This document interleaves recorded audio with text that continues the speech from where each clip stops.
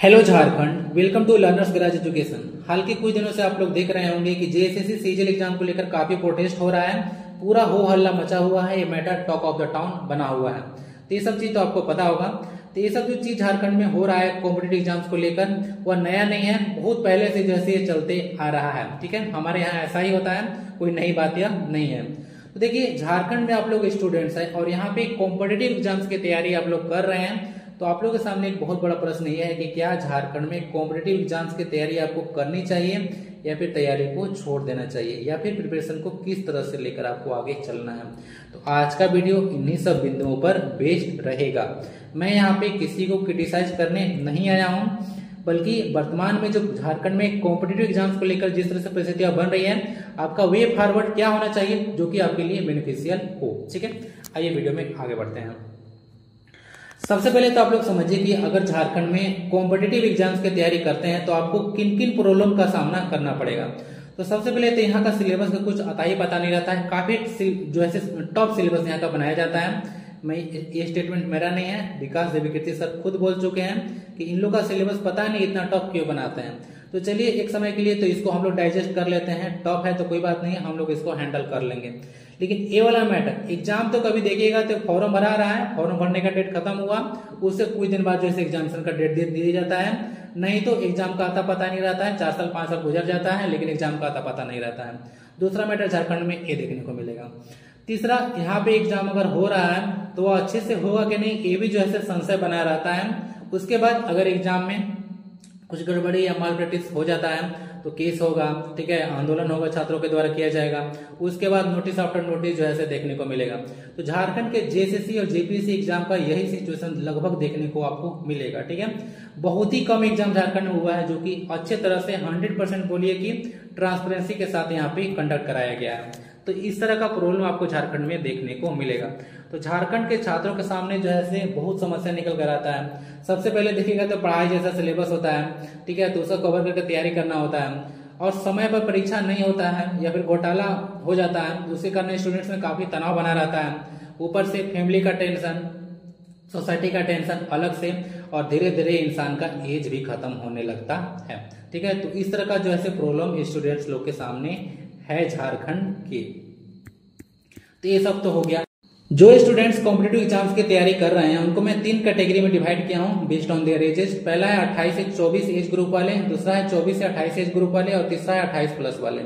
तो देखिए, अगर आपका एज 18 से 24 के बीच में है तो आप लोग अच्छी कंडीशन में हैं, आप लोग पास पर्याप्त समय है अभी एग्जाम को कम्पीट करने के लिए, एग्जाम को क्लियर करने के लिए। दूसरा है 24 से 28 एज ग्रुप वाले। ठीक है, इसको अच्छा तो नहीं कहेंगे कि अगर 24 से 28 साल अगर आपका हो गया है, ठीक है, खासकर 28 के आसपास हो गया तो उसको अच्छा तो नहीं कहेंगे, लेकिन हाँ फिर भी आप लोग जो है थोड़ा अच्छे कंडीशन में हैं, आप लोग के पास भी समय रहेगा कि एग्जाम को क्लियर कर सकें। ठीक है, 25-26 तक, 28 हो जाता है तो फिर गड़बड़ है। उसके बाद अगर 28 हो जाता है तो आपका खतरा की घंटी बज चुका है। 28 हो जाता है, अगर आप लोग मिडिल क्लास बैकग्राउंड से आते हैं तो फैमिली का प्रेशर आता है। उसके बाद अगर माँ बाप पर डिपेंड है तो फाइनेंशियल प्रॉब्लम आता है। तो बहुत तरह का समस्या जो है देखने को मिलेगा। तो आप लोग कोशिश यही कीजिए कि अपने आप को 28 प्लस से पहले जो है आप लोग जॉब ले लीजिए। ठीक है, मानता हूँ आजकल कंपटीशन काफी ज्यादा है, लेकिन आप लोग अच्छे से तैयारी कीजिएगा तो 2 से 3 साल लगेगा। 2 से 3 साल में कोई भी एग्जाम आप लोग अच्छे से क्लियर कर लीजिएगा, अगर सीरियस होकर डेली 8 घंटा पढ़ाई करते हैं तो। ठीक है, तो कोशिश कीजिए कि 24 से 28 के बीच में आपको जॉब ले लेना है। और जिनका एज जो है 28 प्लस अभी हो चुका है तो उनके लिए तो खतरा घंटी है ही, प्रॉब्लम का सामना करना ही पड़ेगा। लेकिन उसको भी ध्यान में आप लोग रखते हुए, सब चीज को साइड करते हुए, एज अगर बचा हुआ है फिर भी आप लोग प्रिपरेशन कीजिए, क्योंकि मिडिल क्लास फैमिली के पास जो है जॉब के अलावा कोई ऑप्शन नहीं होता है। बिजनेस करने भी जाइएगा आप लोग, ठीक है, मैं बहुत चीज ट्राई कर चुका हूँ, तो आपको जो है पैसे की जरूरत पड़ेगा। ठीक है, इसीलिए मिडिल क्लास के लिए सबसे बेस्ट ऑप्शन देखिएगा तो क्या है, तो है गवर्नमेंट जॉब। ठीक है, तो आपके जो भाई बंधु है जो कि कॉम्पिटेटिव एग्जाम्स की दुनिया में कदम रखने वाले हैं, तो उन लोग को ये सब बात बताइए कि तुम्हारा एज जो है कम से कम 25-26 तक तो हो ही जाना चाहिए जॉब। ठीक है, 28 तक हो जाए तो ठीक है, पार नहीं करना है 28 को। देखिए, जब भी आप लोग तैयारी करते हैं कोई एग्जाम्स का तो कोई बोलता है कि आपको जो है एक ही पॉइंट पर जो है कॉन्सेंट्रेट होना है। ठीक है, दूसरी चीज पर ध्यान नहीं देना है। तो क्या जो है आपके पास ऑप्शन बी होना चाहिए या नहीं होना चाहिए। देखिए, कुछ स्टूडेंट्स हैं जो कि क्या करते हैं, टीचिंग एग्जाम की तैयारी करते हैं, तो वो सिर्फ जो है टीचिंग में लगे हुए हैं। तो देखिए मेरा कहना यह है कि ठीक है आप लोग टीचिंग की तैयारी कर रहे हैं, दूसरा भी एग्जाम को आपको और आप लोग फोकस जरूर कीजिए। ऑप्शन भी आपके पास होना चाहिए, क्योंकि आपको पता नहीं है कब जो है से आपका कहाँ पे जॉब हो जाएगा। ठीक है, वर्तमान में मैं अभी जेएसएससी का ही तैयारी करता था या जेपीएससी का, लेकिन मेरा एसएससी एमटीएस में हो चुका, तो मैं एसएससी पर फोकस करता था इसीलिए मेरा जो है हो चुका। सिर्फ मैं जेएसएससी पर फोकस करता तो मेरा इसमें नहीं होता। तो आपका जॉब कब और कहाँ लगेगा ये भी जो है आप लोग श्योरिटी के साथ नहीं कर सकते हैं। तो आप लोग जो है ऑप्शन बी रखिए अपने पास। ठीक है, ऑप्शन बी जरूर रखिए। ठीक है, चलिए, क्योंकि यहाँ पे देखिएगा तो दो बात किया जाता है, एक है द हैव्स और हैव नॉट्स। तो ये अमीर लोगों की बात है, तो अमीर लोग तो ठीक है पढ़ेंगे नहीं भी जॉब लगेगा तो ठीक है, पापा का तो दुकान है ही। लेकिन जो गरीब लोग हैं, हैव नॉट्स हैं, उनके पास सिर्फ और सिर्फ गवर्नमेंट जॉब के अलावा कोई चारा नहीं है। तो आप अपने पास ऑप्शन भी जरूर लेकर चलिए। ठीक है, अभी आपको जो है वर्तमान में जिस परिस्थिति बन रहा है, एक चीज पर फोकस कीजिएगा। तो सिक्योरिटी के साथ तो मैं नहीं कर सकता हूँ कि उसमें आपको सफलता मिल ही जाएगा, मिलता है बहुत बार, लेकिन बहुत बार अगर सफलता आपको मिलेगा तो उसका क्या फायदा। ठीक है, 10 साल 15 साल लग जाएगा तो क्या फायदा है।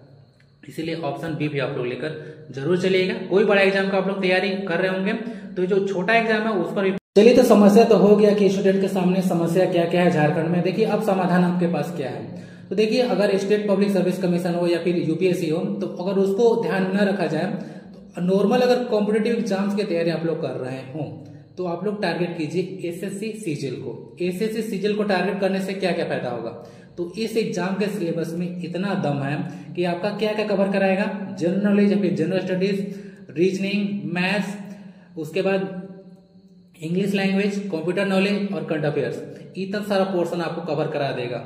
तो अगर अभी देखिएगा जो जेएसएससी सीजीएल का एग्जाम हुआ, जेएसएससी सीजीएल एग्जाम हुआ, उसमें इसमें से कौन सा पोर्शन नहीं था, सारा पोर्शन था। साथ ही साथ इसमें आपको लैंग्वेज पेपर भी था और झारखंड जीके। तो इतना तो आपको करना पड़ेगा। अगर इसको एसएससी सीजीएल को टारगेट करते हैं तो इतना तो आपको कवर हो ही रहा है। 1-2 घंटा समय आप लोग इसको भी दे दीजिएगा डेली तो हो जाएगा। ठीक है, 8 से 10 घंटा तो आपको पढ़ाई करना ही पड़ेगा। ठीक है, ये आपका प्रॉब्लम नहीं है। ठीक है ना, अभी जो लग रहा है कि इतना सारा सिलेबस है, ये प्रॉब्लम नहीं है। जब 35 साल एज हो जाएगा उसके बाद आपको लगेगा, जीवन में जो कठिनाई आएगी ना उसके सामने ऐसा प्रॉब्लम कुछ नहीं लगेगा। फिर काश वर्ड याद कीजिएगा, काश कर लिया होता। तो इस तरह से मेरा सजेशन रहेगा कि तैयारी कीजिए, एसएससी सीजीएल को टारगेट कीजिए आप लोग तैयारी के लिए। उसके बाद झारखंड में आप लोग आइएगा। ठीक है, तो थोड़ा बहुत आपको इस सब पर मेहनत करना पड़ेगा। ठीक है, थोड़ा बहुत क्या, लैंग्वेज पेपर काफी ज्यादा मेहनत आपको करना पड़ेगा और झारखंड जीको पे भी करना पड़ेगा। इतना तो करना होगा, थोड़ा बहुत जो प्रॉब्लम है उसको उठाना पड़ेगा। ठीक है, एक बार जहां सिलेक्शन हो गया उसके बाद आपको कोई टेंशन नहीं होगा, धीरे धीरे सब चीज व्यवस्थित होता चला जाएगा। ठीक है, तो इसको आप लोग टारगेट कीजिए, इस तरह से तैयारी कीजिए। देखिए अगर आप लोग तैयारी करने के लिए बता रहा हूं तो आप लोग प्रिपरेशन का कुछ स्ट्रेटजी भी अपनाइए, जो कि मैं किया करता था। सबसे पहला पॉइंट होता है, कुछ भी मत कीजिएगा। सबसे पहले कोई भी चीज, मैथ्स पढ़िए, रीजनिंग पढ़िए, ठीक है, इंग्लिश पढ़िए, कंप्यूटर पढ़िए। ठीक है, कंप्यूटर तो आपका क्वेश्चन के थ्रू भी हो जाएगा ये सब चीज, और रीजनिंग भी क्वेश्चन के थ्रू हो जाएगा। इसका कुछ मतलब टॉपिक ऐसा है जिसको आप लोग डिटेल पहले पढ़ना पड़ेगा, नहीं तो नहीं होगा। ओके, तो सबसे पहले आपको ना बेसिक कॉन्सेप्ट पढ़ लेना है। बेसिक कॉन्सेप्ट किसी भी सब्जेक्ट का पढ़ते हैं, बेसिक कॉन्सेप्ट एक बार आपको पढ़ लेना है। ठीक है, एज पर द सिलेबस जो है। उसके बाद मॉक टेस्ट लगाना है। सिलेबस आप लोग पढ़ लिए तो मॉक टेस्ट आप लोग लगाना शुरू कीजिए और प्रीवियस ईयर क्वेश्चन सोल्व जरूर कीजिए। ठीक है, उसके बाद शॉर्ट नोट्स आपको जरूर बनाना है, क्योंकि जब एग्जामिनेशन का समय आएगा तो उसमें पूरा आपको पूरा सिलेबस आप रिवाइज, मतलब एक तरह से बोलिए कि पूरा अगर नोट्स आप लोग बनाते हैं कोई भी चीज का तो पूरा रिवाइज नहीं होगा। उस समय आपको शॉर्ट नोट्स जो है काम आएगा 8 से 10 दिनों में। और उसके बाद आपको क्विक रिवीजन भी करना है, यानी कि फटाफट एक पन्ना है उसको अगर आप लोग 2-3 बार पहले से देखा हुआ रहेगा, ठीक है, या फिर रिवीजन करते जाइएगा, तो अपने से अगर नोट्स बनाइएगा तो फटाफट उसका रिवीजन हो जाएगा। तो क्विक रिवीजन भी आपको जो है जरूर करना है। तो इस तरह से अपना प्रिपरेशन को आगे लेकर चलिए। मॉक टेस्ट आपको जरूर लगाना है। ठीक है, मॉक टेस्ट जरूर लगाना है। एसएससी सीजीएल का आप लोग देख लीजिएगा, जो ऐसे टेक्स्ट बुक मैं फॉलो करता हूँ, तो टेक्स्ट बुक का या फिर और भी अच्छे अगर कहीं पे अगर आपको टेस्ट मिलेगा तो उसको भी आप लगा सकते हैं। टेक्स्ट बुक को फॉलो कीजिए, बुरा नहीं है।